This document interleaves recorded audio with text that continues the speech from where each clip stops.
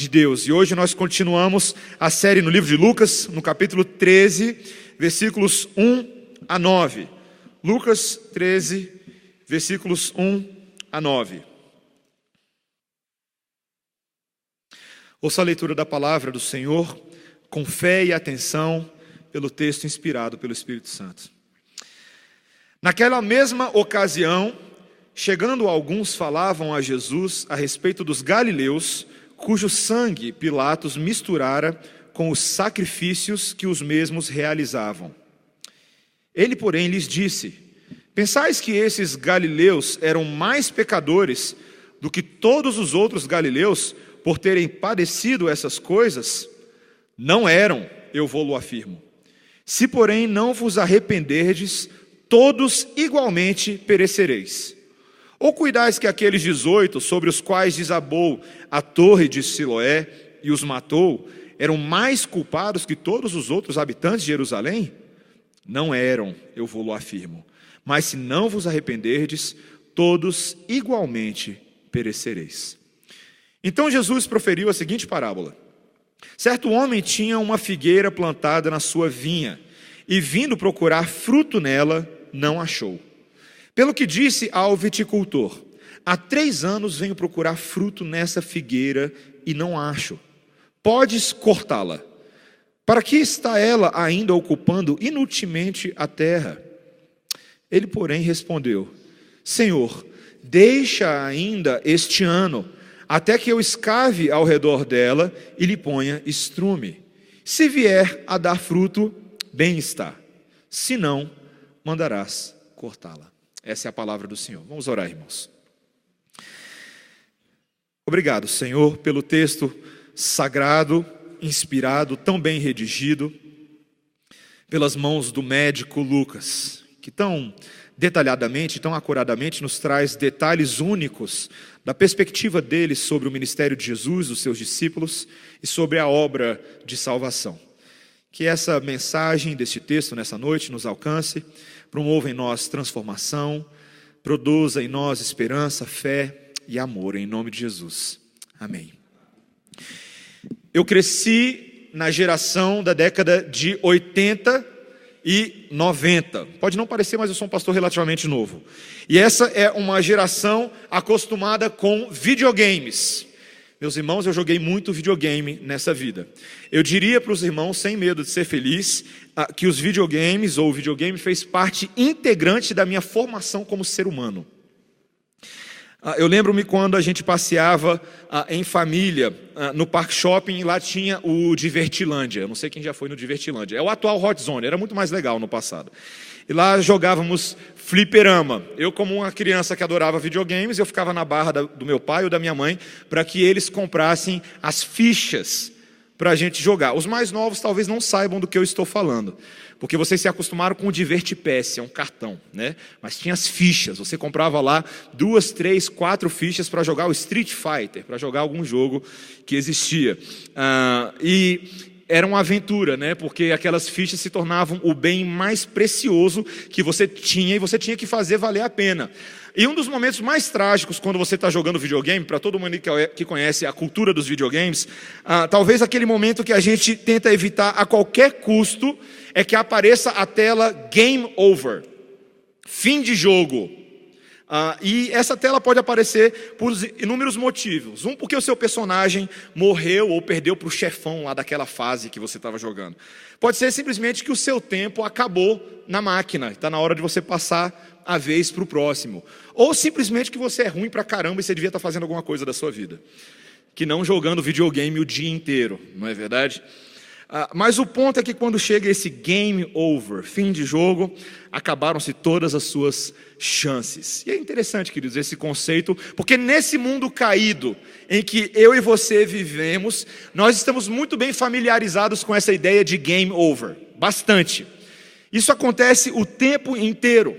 Todos nós temos uma expectativa de que nessa vida nós tenhamos fichas suficientes para termos várias chances de fazer aquelas coisas que a gente quer fazer. Mas nem sempre dá, não é verdade? Estudantes querem várias chances de passar em uma matéria ou numa prova, mas às vezes a paciência do professor se esgota. E game over para você, não tem recuperação que possa te salvar. Fim de jogo. Casais muitas vezes querem várias chances de fazer o seu casamento dar certo, mas muitas vezes o conteúdo do copo já chegou no topo e algum deles pode achar que acabou o jogo. Políticos corruptos querem várias chances de provar que são inocentes, mas de vez em quando a justiça dá game over neles. E é muito bom quando isso acontece, quando eles são colocados atrás das grades. Homens querem que as suas capacidades físicas e a sua jovialidade nunca acabem, que se estendam para sempre. Mas muitas vezes o corpo vira para você e diz: game over, acabou, foi-se a vitalidade, fim de jogo. Meus irmãos, nós vivemos num mundo que, por causa da realidade do pecado, é um mundo cheio de limites. Mas não são limites apenas randômicos e aleatórios, muitos deles são limites estipulados pelo próprio Deus. E um dos principais limites que existe na vida do homem é o limite da morte. A morte, ela entrou de sola nesse mundo quando o homem se rebelou contra Deus. E ela acaba chegando mais cedo ou mais tarde para cada um de nós. Você não pode correr dela. E quando esse momento chega, quando o encerramento do jogo da sua vida chega, não dá mais para pedir para o justo juiz pelos acréscimos no segundo tempo. Um dia as fichas acabam para todo mundo, queridos.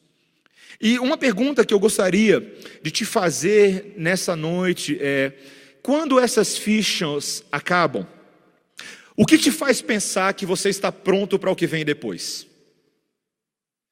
O que te faz pensar que hoje você está pronto para o encontro que te aguarda depois que o jogo terminar? Bem honestamente, querido, você está pronto para encontrar com Deus? Será que você fez hoje tudo aquilo que foi pedido e demandado de você, sendo você uma criatura do Todo-Poderoso que te criou para a glória dele? Você está usando as suas fichas para fazer exatamente aquilo que ele te pede? Como será esse encontro com ele? Sabe, queridos, esse texto de hoje fala sobre isso. Ele fala, por um lado, dessa corrupção radical dos homens que conduz à morte. Mas ela também fala da paciência radical de Deus, que proporciona que hoje nós tenhamos uma oportunidade de arrependimento e de que produzamos frutos para a glória dele. E você e eu devemos fazer essa avaliação hoje à noite de forma muito séria. Nós não estamos brincando aqui e nem simplesmente passando o nosso tempo para fazer alguma coisa divertida. Isso aqui não é um jogo. Isso aqui é vida real. E nós vamos aprender isso hoje de duas formas. Apenas 2 pontos. A primeira coisa que eu gostaria de ver com os irmãos é essa corrupção radical dos homens que gera a morte. Veja o que o nosso texto diz no versículo 1. Naquela mesma ocasião, chegando alguns, falavam a Jesus a respeito dos galileus, cujo sangue Pilatos misturara com os sacrifícios que os mesmos realizavam. Lembra, a gente está aqui mais ou menos no meio de uma grande sessão, de uma grande conversa, em que o Senhor Jesus Cristo está tentando mostrar para esses judeus, para os seus ouvintes, fatos e eventos relativos ao final dos tempos, ao julgamento de todas as coisas, que a vinda do Messias também era uma antecipação do grande juízo. E há vários sermões, há vários textos, nós vemos falando sobre a necessidade de estarmos alertas para isso, de vigiarmos, de não dormirmos no ponto. O Messias vem para salvar, mas o Messias também virá para ser o juiz de todos os homens. E fato é que essa multidão, queridos, era muito confusa, ela não entendia com clareza. Alguns eram ignorantes e cegos com relação ao que de fato estava acontecendo. Eis então que do meio da multidão, irmãos, alguém traz à atenção de Jesus um trágico evento que havia acontecido recentemente. Eles queriam saber o que o Senhor Jesus Cristo pensava sobre o fato de que Pôncio Pilatos, e você já ouviu falar dele antes, governador romano sobre a região da Judéia nesse período, Aparentemente, Pôncio Pilatos havia ordenado a morte de um grupo de judeus galileus que oferecia sacrifícios em Jerusalém. Esse evento é muito interessante. Em primeiro lugar, queridos, porque a gente não sabe exatamente o que aconteceu. Lucas é o único dos 4 evangelistas que registra esse evento. E quase nada se encontra a respeito dele na literatura extrabíblica, ou, por exemplo, nos historiadores do 1º século ou do 2º século. Mas Joséfo, que é um dos principais estudiosos desse período, já havia discorrido bastante a respeito da crueldade e da maldade dos governantes romanos com relação aos judeus. As maneiras cruéis como as quais eles impunham a paz, a ordem política. Por exemplo, há um relato sobre Alexandre Janeu, que ordenou o massacre de 6.000 fariseus em Jerusalém, porque os fariseus rejeitaram as ofertas que ele queria oferecer para o Deus dos judeus. Ele mandou matar 6.000. Nós também ouvimos a história, por exemplo, de Herodes Arquelau, que mandou matar 3.000 manifestantes em Jerusalém durante o feriado da Páscoa. Mas certamente, queridos, os relatos relativos a Pilatos são alguns dos piores relatos. Esse aqui era o campeão da crueldade. Não foram poucos os seus atos de maldade. Certa vez, Pilatos ordenou a matança de um grupo de samaritanos turistas que haviam ido a Jerusalém para ver artefatos sagrados que Moisés supostamente havia enterrado no Monte Gerizim. Ele mandou matar esses homens e as suas famílias, porque alegou que eles estavam armados, e não se sabe exatamente se eles estavam armados. E agora nós vemos Pilatos ordenando a morte às tropas romanas que matassem esses judeus galileus em pleno templo judeu, aparentemente em meio à cerimônia de oferendas, quando eles estavam totalmente indefesos, totalmente vulneráveis, de tal forma, e o texto nos diz, que o sangue deles se misturou com os sacrifícios. Já parou para pensar num negócio desse? Para pensar se eu e você estivéssemos aqui agora, reunidos, e o governo do Distrito Federal ordenasse que a PM entrasse no meio do nosso culto e matasse todo mundo. Todo mundo que está aqui. É quase inconcebível pensar num negócio desse, não é verdade? Mas essa é a realidade de muitos cristãos em países onde há perseguição religiosa. Países muçulmanos que detestam e odeiam qualquer manifestação da fé cristã. Nós ouvimos relatos assim da parte de missionários e frequentemente se tornam motivos de oração para nós. Talvez o Senhor Jesus Cristo, nesse momento, ele pudesse demonstrar compaixão com relação a essas pessoas. Compaixão com relação ao que aconteceu, demonstração de amor, mas a reação dele é ainda mais chocante. Veja no versículo 2, ele diz: pensais que esses galileus eram mais pecadores do que os outros galileus por terem padecido essas coisas? Não eram. E por que Jesus disse isso? Por que o Senhor Jesus Cristo falaria algo desse tipo? Nós sabemos que o Senhor Jesus Cristo muitas vezes está vendo coisas que a gente não está vendo, não é verdade? Ele frequentemente faz isso. E aqui ele identifica algo que certamente estava no pensamento desses homens. Talvez você não saiba, mas havia uma crença ortodoxa muito popular entre os judeus de que o tamanho da tragédia sofrida por uma pessoa indicava que ela havia sido uma pecadora muito perversa. Quanto maior a tragédia que ela sofreu, maior o pecado que ela possuía anteriormente, e que ela realmente merecia uma punição divina. Talvez alguns daqueles judeus ali no meio pensassem: certamente esses galileus levaram uma vida totalmente depravada, e eles receberam o que eles mereciam. Bem feito, bem feito.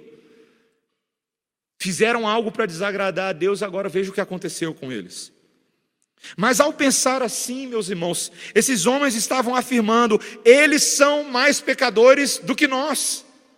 Nós não somos assim tão ruins como aqueles homens.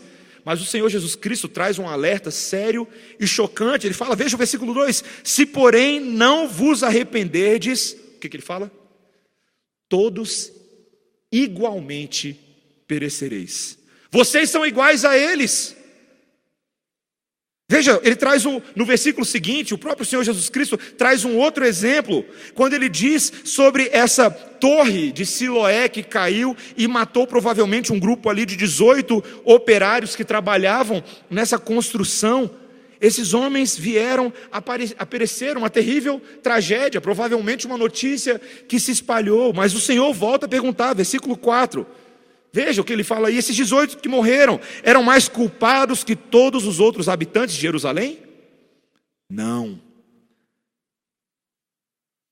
E ele fala novamente no versículo 5, se vocês não se arrependerem, todos igualmente perecereis. O ponto é, meus irmãos, que aos olhos de Deus, toda a nação de Israel era igualmente culpada. Não é exatamente assim que as pessoas fazem, mesmo nos nossos dias. Quando algumas dessas catástrofes naturais acontecem em um país distante, e eu sei, eu não conheço o seu coração, só Deus conhece o coração, mas se você for igual a mim, eu sei o que a gente pensa. Deus está julgando aquela nação. Já pensou isso antes? Já passou na sua cabeça que quando acontece uma grande tragédia, provavelmente Deus está julgando aquela nação?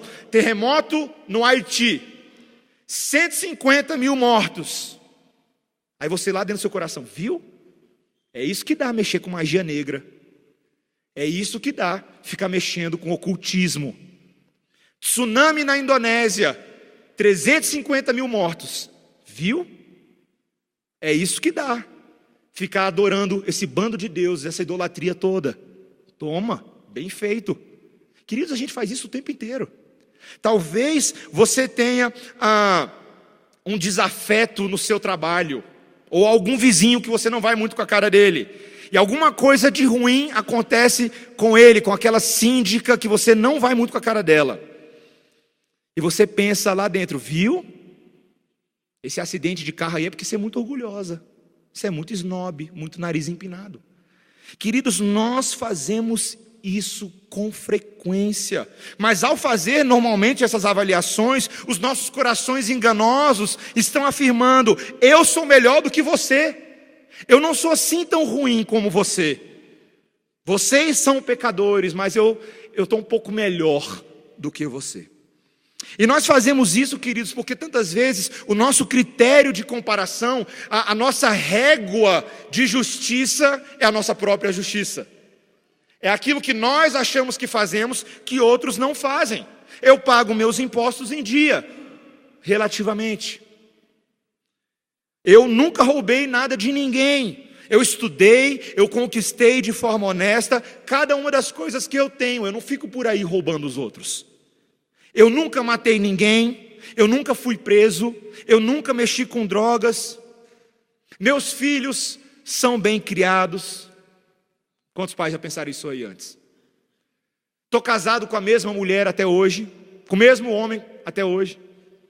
Jovens talvez dizem, pastor, eu até casei virgem, pastor. Relativamente. Queridos, nós utilizamos a nossa própria régua de retidão. E sempre que a gente utiliza a nossa própria régua de retidão, sempre seremos melhores do que os outros, não é verdade? Sempre seremos melhores do que os outros. Porque nós nos tornamos lei para nós mesmos. Mas como Deus nos enxerga? Como pareceremos aos olhos de Deus quando Ele, que é todo santo, que é todo perfeito, em quem não há sombra de maldade, em quem não há mancha alguma, quando Ele utiliza a régua da justiça santa, imaculada e perfeita dEle, quem seremos eu e você? Queridos, a palavra de Deus nos fala claramente que todos nós, aos olhos de Deus, fomos concebidos no pecado de Adão. Todos nós somos herdeiros do pecado do Éden, e esse pecado original causou uma corrupção radical de toda a humanidade em todas as áreas da nossa vida.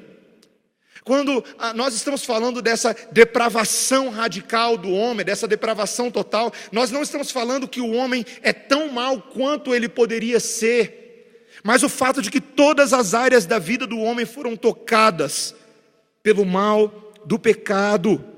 todas as pessoas do mundo. Essa é uma situação universal e global. E talvez você fale assim: não, eu sou reformado, eu creio nisso de verdade. Mas às vezes lá no fundo a gente não crê nisso não.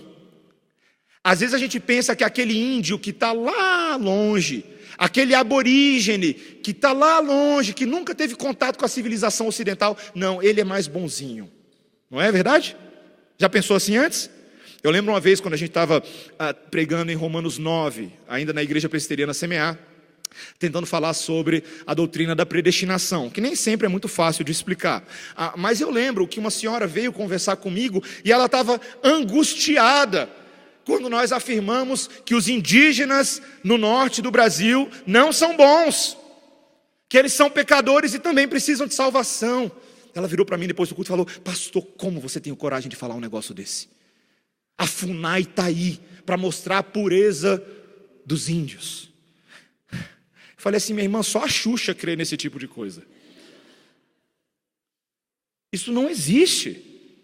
Parece muito bonito, parece muito interessante. Eu lembro também de uma amiga que eu e minha esposa tínhamos em comum antes de começarmos a namorar. E ela virava para a gente, ela tinha esse hábito de falar assim: ele é uma pessoa tão boa. Ela falava isso de todo mundo. Como ele é uma pessoa boa, não é verdade? E eu sei o que ela estava tentando falar. Ela está tentando falar: olha, essa é uma pessoa agradável, ela faz coisas interessantes. Mas esse bem civil nosso, essa bondade suposta que nós temos, queridos, para o Senhor, é como se fossem trapos de imundícia. O nosso melhor bem que possamos fazer neste mundo é incapaz de conquistar a nossa salvação perante um Deus que é perfeito, perante um Deus que é totalmente santo. Eu te pergunto se você crê nisso hoje à noite. Porque ao crer nisso, nós estamos falando da nossa própria situação, de que nós fomos concebidos como filhos da desobediência, que por natureza nós andamos segundo as inclinações da nossa carne, fazendo a vontade da carne e dos pensamentos, filhos da ira de Deus, filhos da ira.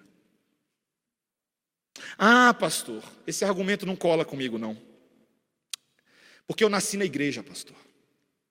Eu nasci na igreja, meus pais me mantiveram numa bolha, até por tempo demais, e eu nunca tive contato com essas coisas do mundo. Mas se você reparar bem, a quem que o Senhor Jesus Cristo está falando essas palavras? Aos gentios? Não. Ele está falando essa palavra àquele que era o povo etnicamente selecionado, aquele povo que havia sido separado desde o início para receber a aliança, o pacto, os testemunhos do Senhor. O povo de Israel, eram esses que estavam ouvindo essas palavras. E as palavras que o povo de Israel estava ouvindo, queridos, e são as palavras que nós ouvimos hoje à noite, é que o salário do pecado é a morte. O salário do pecado é a morte. Que se nós não nos arrependermos, nós também teremos o mesmo destino. Meus irmãos, eu estava preparando o sermão essa semana e pensando e lutando dentro de mim, e eu preciso compartilhar isso com a igreja, lutando dentro de mim com uma tentação que frequentemente me acontece. Então eu vou abrir um pouquinho meu coração para os irmãos agora. Quando a gente está preparando o sermão, a gente está preparando e aparecem coisas difíceis no texto, certo? Mensagens que são duras. E a tentação do nosso coração safado e enganoso é não falar essas coisas. A tentação do pastor é manter a política com a igreja e ser amigo de todo mundo. E a gente pensa assim, pensa mesmo, porque o pecado faz isso com a gente. Se eu falar isso aqui, eu vou perder metade da igreja. Vou perder metade das pessoas, as pessoas não vão confiar mais na gente. Para que eu vou lá naquela igreja? Porque toda vez que eu vou lá, o povo bate em mim. Mas, queridos, a verdade que eu e você precisamos ouvir hoje à noite não é açucarada, não é bonita, não é cheirosa, é a verdade de que eu e você, por natureza, merecemos a ira de Deus, e todas as pessoas deste mundo que não estão em Cristo Jesus, neste exato momento, estão destinadas para o inferno. Isso é o fato. Não tem esse papo de gente boazinha, não tem esse papo de gente melhorzinha, todos merecem a morte. Se você não gosta dessa ideia, o seu problema não é com o pregador, não é com a minha mensagem, mas é com a verdade do próprio Deus, com a forma como Ele enxerga o mundo.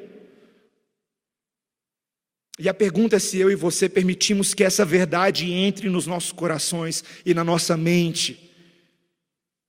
Sabe, queridos, quando nós pensamos que por natureza nós seríamos filhos dessa ira, claro que hoje nós somos salvos, muitos de nós aqui, usufruímos do amor e da graça de Deus, mas quando a gente pensa no poder que o nosso pecado teve de causar separação entre nós e o Criador, isso abaixa a nossa bola, isso abaixa a nossa presunção. As implicações e as aplicações são inúmeras. Quando eu e você lembramos que por natureza somos filhos da ira, eu e você chegamos no culto público não mais com presunção e orgulho. Vamos louvar a Deus, vamos ter comunhão, como se tudo fosse uma grande festa. Nós lembramos que nós estamos na presença do Deus Santo, que tantos outros nas Escrituras, que eram muito melhores do que a gente, como Isaías, por exemplo, quase morreram na presença de Deus, quando viram a glória do Senhor se manifestar. E eu sei que eu já fiz essa piada antes, no passado eu já cantei muito, eu vejo a glória do Senhor hoje aqui, a tua mão, o teu poder sobre mim, os céus abertos hoje eu quero contemplar. E a gente canta isso com alegria, mas a gente não entende o que significa estar na glória e na presença santa de Deus. Como é que a gente pode adorar esse Deus nessa condição? Nós precisamos nos arrepender. Nós precisamos considerar a mudança de caminho que o Senhor está exigindo de nós por meio da sua palavra. E assim nós vamos para o nosso segundo ponto, quando o Senhor Jesus Cristo passa a mostrar agora que se por um lado há uma corrupção radical dos homens que conduz à morte, há também uma paciência radical de Deus que conduz a vida. E veja a parábola que o Senhor Jesus Cristo começa a contar nos versículos 6 em diante.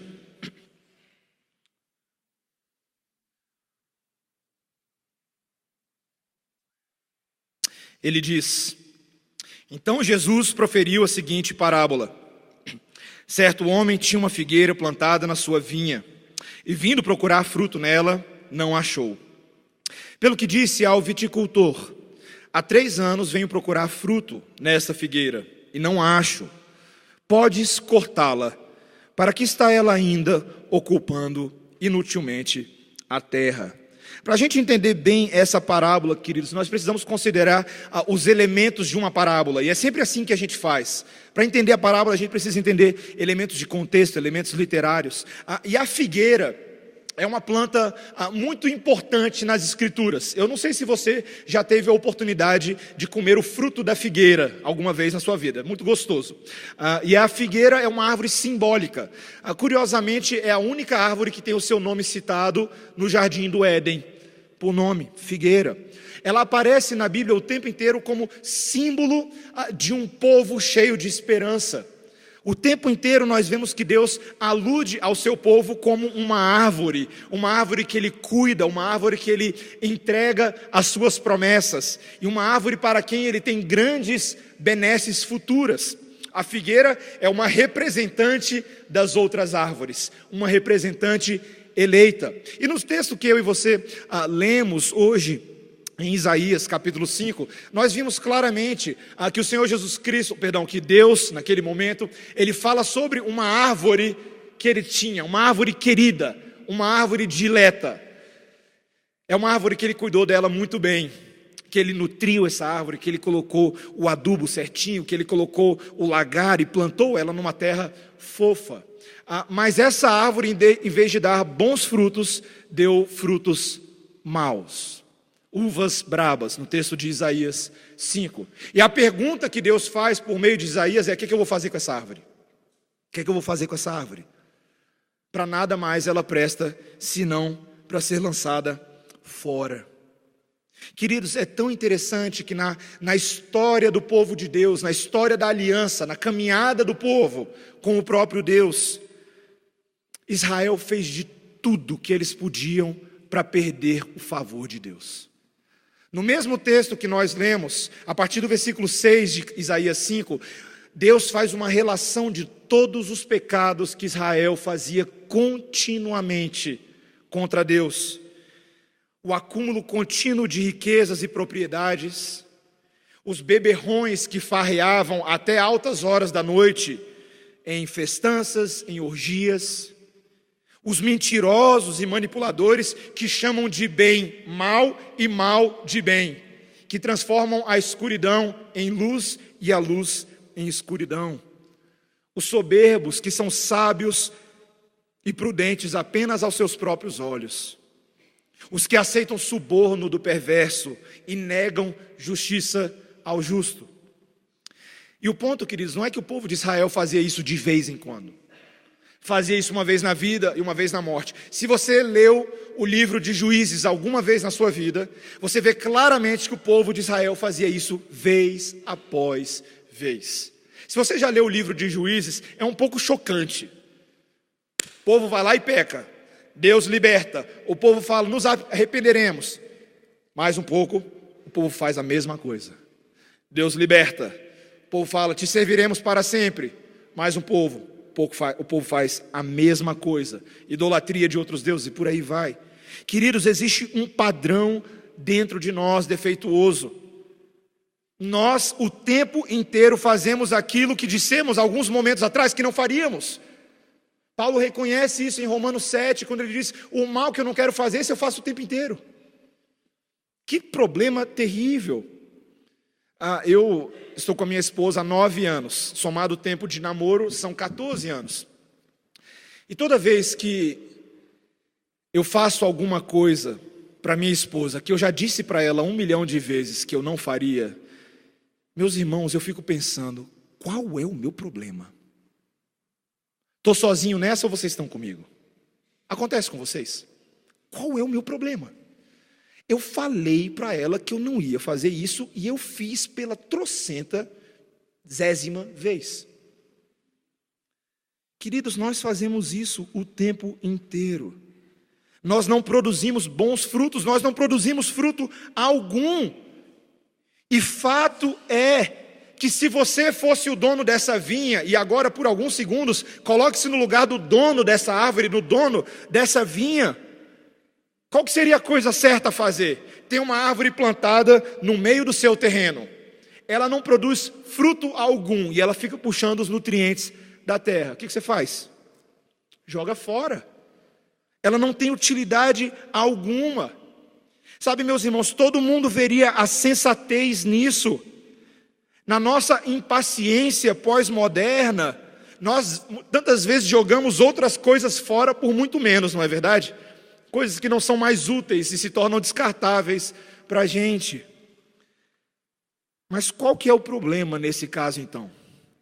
O problema nesse caso é que eu e você não somos o dono da vinha. As árvores somos nós.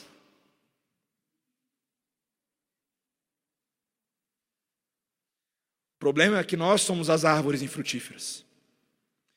E se assim fosse, se aplicássemos essa lógica, nós mereceríamos condenação imediata.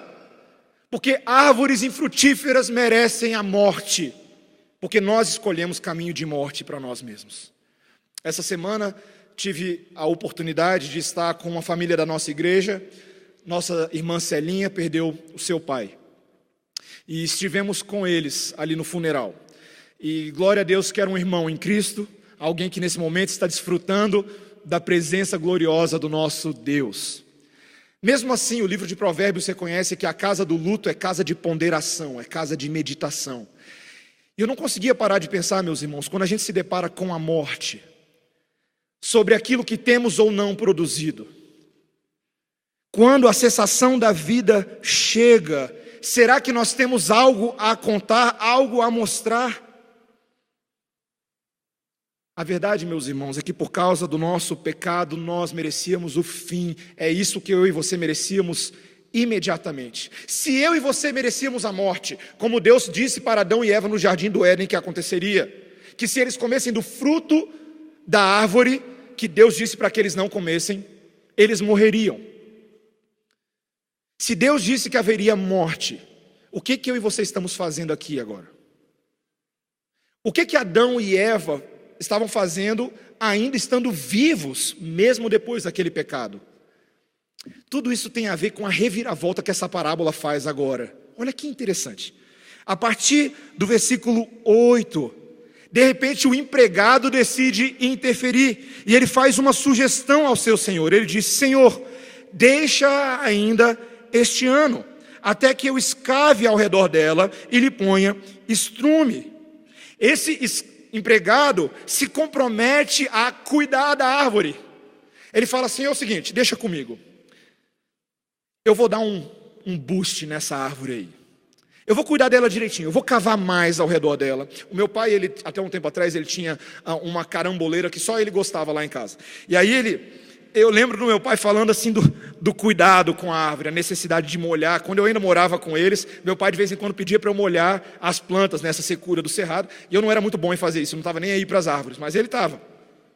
E eu lembro desse cuidado que você precisa ter. Você precisa contratar um jardineiro, ou você mesmo cortar e podar. O meu sogro faz isso atualmente lá na casa dele, cuida da hortinha, faz tudo isso bonitinho. Há necessidade de cuidar para que haja a possibilidade de produzir frutos, se não o está fazendo. Esse empregado, ele se importa com a árvore, ele ama essa árvore, ele deseja ver essa árvore produzindo frutos. E isso, meu irmão e minha irmã, esse pedido da parte dele conduz à extensão do prazo da paciência do dono da vinha. Ele ia destruir, mas agora ele vai segurar um pouco mais.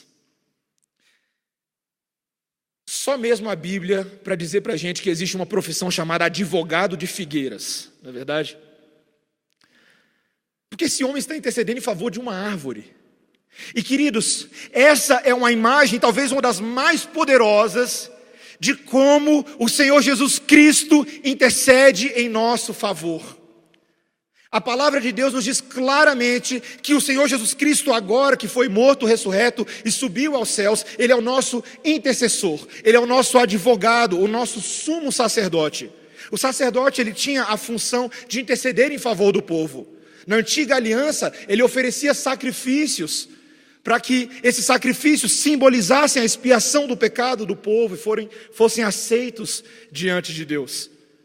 E nós vemos agora o Senhor Jesus Cristo fazendo exatamente isso, intercedendo em favor das árvores. Ele é esse bom viticultor que nos nutriu, que escavou ao nosso redor, que colocou adubo, que podou as nossas folhas, que nos ensinou o caminho de vida, que nos chamou após Ele mesmo. Entretanto, meus irmãos, na nossa história, nós continuaríamos infrutíferos, porque não basta receber esses nutrientes, algo a mais precisava acontecer. E o que foi que o nosso viticultor fez? Ele se anulou no lugar dessa figueira, ele se tornou infrutífero, como uma árvore morta, para que as nossas folhagens produzissem fruto. O sangue dele se tornou seiva de vida para mim e para você. Ele nos purificou, ele nos limpou. E ele nos deu a possibilidade de sermos árvores diferentes. Agora, em Cristo Jesus, eu e você podemos ser absolutamente frutíferos e agradáveis e aceitáveis a Deus. E vejam que todas essas ações do viticultor levam agora a possibilidade real de nós nos arrependermos do fato de não darmos frutos e seguirmos a Deus. Meus irmãos, essa paciência de Deus em Cristo Jesus é tão preciosa, tão preciosa. A carta de Paulo aos Romanos é uma carta muito teológica, mas Paulo tenta mostrar isso para os seus leitores, quando no capítulo 2 de Romanos ele diz: ou desprezam a riqueza da bondade de Deus, e a tolerância e a longanimidade, ignorando que a bondade de Deus é o que nos conduz ao arrependimento. Mas segundo a dureza do coração de vocês, coração impenitente, vocês acumulam contra vocês mesmos ira para o dia da ira e da revelação do justo juízo de Deus, que retribuirá a cada um segundo o seu procedimento. Queridos, a paciência de Deus, ela é uma oportunidade para que eu e você hoje nos arrependamos dos nossos pecados. Eu lembro que outro dia alguém me perguntou o seguinte, foi uma pergunta bem capciosa.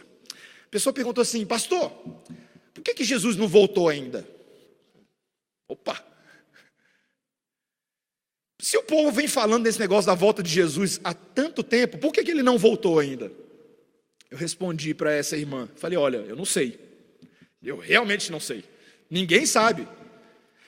Mas tem uma coisa que eu sei. Um dos motivos pelos quais Jesus não voltou ainda é porque o nosso Deus paciente está dando tempo para que todos os seus eleitos sejam salvos e todos aqueles que já foram salvos se arrependam dos seus pecados. Com certeza Ele está fazendo isso. Absoluta. Dando tempo para que eu e você nos preparemos adequadamente para o encontro com o nosso Deus.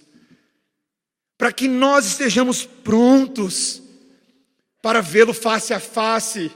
E não apenas nos escondermos por causa dos nossos pecados, mas usufruirmos a libertação dos pecados e vivermos de acordo com ela. Queridos, o Senhor quer mais hoje de mim e você do que apenas o nosso arrependimento. Ele quer também os nossos frutos.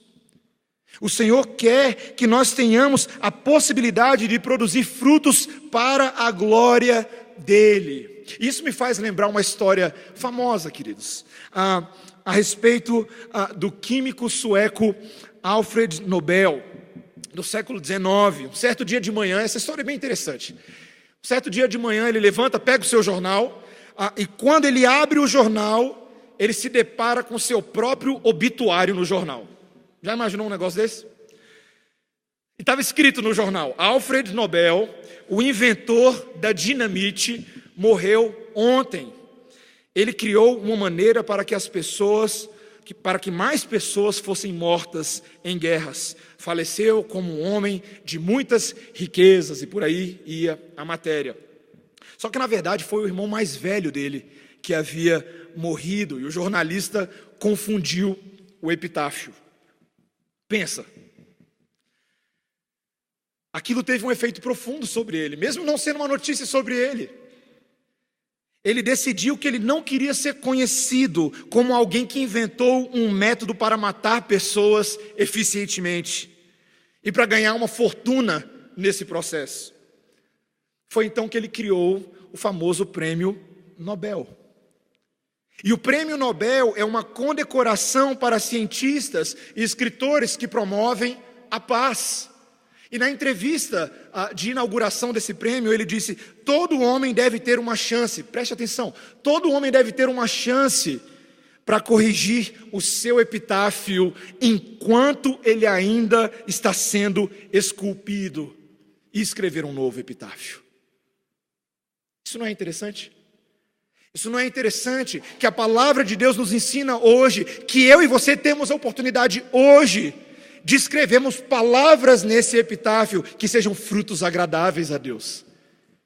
Que eu e você abandonemos as nossas obras más e aproveitemos todo o investimento que o nosso viticultor fez em nós, porque afinal de contas, meus irmãos, haja investimento. Haja investimento. Você e eu estamos aqui hoje porque Deus tem investido pesadamente em mim e em você. Eu e você temos acesso à palavra do Deus vivo. Nós estamos numa igreja onde os seus irmãos compartilham da mesma fé que você.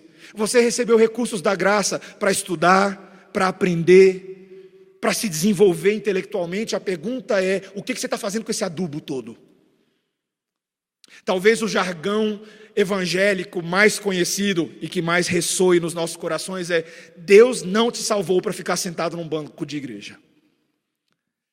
Se você acha, e se você realmente acha, que ser igreja do Senhor é apenas sentar sob a pregação da palavra, você está fazendo muito pouco. Muito pouco. Porque você foi salvo para produzir, para servir a Deus, com seus dons, talentos e capacidades, com todas as oportunidades que Deus coloca na sua mão, para fazer conhecido o nome de Deus nesse mundo. E a pergunta é: você tem feito isso? Não pergunto se você está fazendo isso acidentalmente, é se você está fazendo isso intencionalmente. Se os recursos que você tem hoje estão devidamente empregados no reino de Deus. Não apenas o seu dinheiro, o seu tempo, o seu carro, as suas posses materiais, quem sabe as suas propriedades intelectuais, o seu conhecimento. Aquele emprego que você tem, permita-me perguntar com todas as letras, ele serve só para você ganhar um salário no final do mês? É só para isso? Você como advogado, como médico, você só exerce a sua profissão, você como contador, você como arquiteto, como psicólogo, você só exerce a sua profissão se alguém estiver pagando você, ou o preço já foi pago para que você livremente possa servir a outros? Será que você tem usado o que Deus tem te dado para servir o próprio corpo de Cristo, essas outras árvores, e outros que virão a ser árvores e ainda não sabem que serão árvores? Queridos, nós devemos frutificar para a máxima glória de Deus. Máxima. O jogo ainda não acabou. Não deu game over para a gente ainda. Ainda não deu. Ainda existem fichas da paciência de Deus, conquistadas com o sangue de Jesus Cristo, para que eu e você nos voltemos para o Senhor. E portanto, meus irmãos, a frase do sermão de hoje é: arrependa-se e frutifique. Arrependa-se e frutifique. Levemos a sério o prazo do Senhor. A paciência dele é longa, mas ela tem limites também. Sejamos prontos, meus irmãos, para nos arrepender, porque nós temos essa oportunidade hoje mesmo. O jardineiro é Jesus, e as árvores somos nós. Parece um vídeo engraçado de Facebook, de YouTube, não é verdade? Mas a verdade ali contida é tão grande, que nós aprendamos com essas profundas verdades da palavra de Deus, e que sejamos figueiras agradáveis a Ele. Amém? Vamos orar, irmãos. Senhor Deus, quão magnífico em toda a terra é o seu nome, Senhor. Os teus planos com relação a nós são planos perfeitos, ainda que nós sejamos imperfeitos. São planos de paciência estendida e conquistada pelo sangue de Jesus em nosso favor. Obrigado por isso, Senhor. Nós queremos ser gratos nessa noite, render a Ti louvor, honra e glória, pela paciência conquistada por nós. Senhor, nós pedimos também que nessa noite o Senhor nos ensine o caminho do arrependimento. Nós não sabemos fazer isso muito bem, Senhor. Tantas vezes nosso arrependimento se parece mais com remorso. Sabemos que arrependimento implica mudança de curso, implica uma nova disposição mental, espiritual, emocional. E tantas vezes nos sentimos incapazes de dar esse passo de fé. Mas, Senhor, nós te rogamos, em nome de Jesus e no poder do Espírito Santo, capacita-nos a fazer isso, Senhor.